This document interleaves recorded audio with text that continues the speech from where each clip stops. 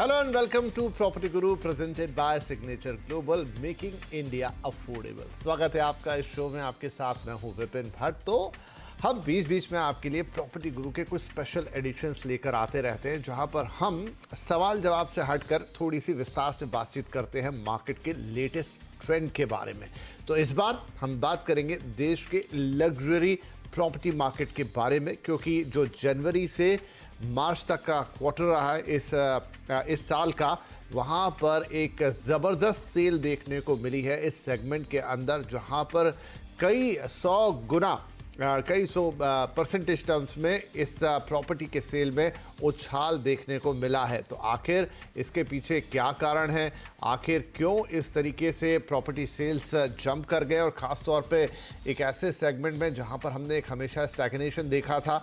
और अभी तो होम लोन, हालांकि इतनी महंगी प्रॉपर्टी खरीदने वालों को कई बार होम लोन की ज़रूरत नहीं रहती है, उनके भाव ऊपर जाने के बावजूद भी यहाँ पर ये ट्रेंड कैसे ज़ोर पकड़ रहा है और ये पूरे मार्केट के लिए किस तरीके का एक संदेश देता है, ये बात भी हम इस पर देखने की कोशिश करेंगे। और ये सारी बातचीत करने के लिए आज हमारे साथ मौजूद हैं अभिनव जोशी साहब, head of research CBRE India.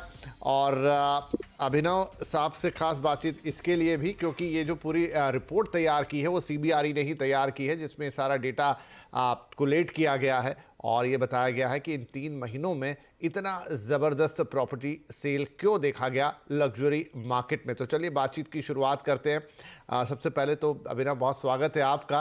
तो मेरा पहला सवाल आपसे यही रहेगा कि कहीं 200%, कहीं 300%, कहीं 13 गुना, कहीं 10 गुना, इतना ज़्यादा सेल्स, क्या रीज़न है इसके पीछे? धन्यवाद विपिन जी। देखिए, लग्जरी हाउसिंग का जो कैचमेंट होता है वो बहुत स्पेसिफिक होता है। ये एक छोटा सेगमेंट है हाउसिंग का। वो कैचमेंट ना मॉनेटरी टाइटनिंग से ज्यादा इम्पैक्ट होता है, ना इकोनॉमिक परफॉर्मेंस उसको ज्यादा मैटर करती है, क्योंकि यहाँ हम बात कर रहे हैं HNIs की, यहाँ हम बात कर रहे हैं NRIs की, यहाँ हम बात कर रहे हैं एंटरप्रेन्योर्स की, सर्विस सेक्टर के सीनियर लीडर्स की।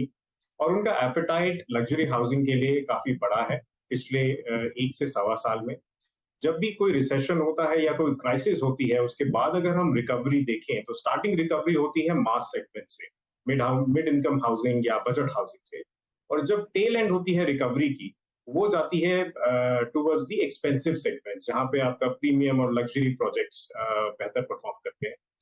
दूसरा बहुत इंपॉर्टेंट रीजन ये है कि अगर हम बाकी इन्वेस्टमेंट एवेन्यूज देखें इंडियन इकोनॉमी में या ग्लोबली भी, रियल एस्टेट का कंपैरिजन सबसे पहले होता है एक्विटी मार्केट से। और एक्विटी मार्केट ने 2020-2021 में काफी अच्छा रिटर्न दिया, लेकिन 2022 से लेकर अब तक फॉर वेरियस रीजंस रिटर्न उतना बेहतर नहीं रहा है और थोड़ी वॉलेटिलिटी भी रही है। इन इन्वेस्टर्स के लिए या जो जेन्युइन एंड यूजर्स भी हैं इसमें, उनके लिए ये बहुत मैटर करता है। तो इसलिए काफी कैपिटल आपका इक्विटी मार्केट से अब लग्जरी रियल एस्टेट की तरफ आ गया है, और डेवलपर कम्युनिटी ने पहले से ही भाग लिया था, क्योंकि इनमें से काफी उनके लॉयल कस्टमर्स भी हैं।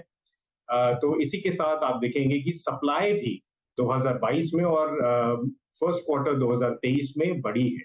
तो सप्लाई और डिमांड का काफी मैच भी रहा है।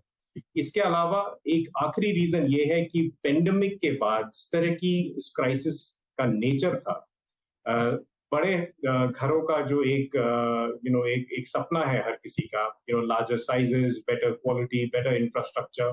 तो ओवरऑल डिमांड प्रीमियम और लग्जरी में उस वजह से भी बढ़ी। राइट। तो चलिए थोड़ा एक एक करके सिटी वाइज ले लेते हैं आपकी रिपोर्ट।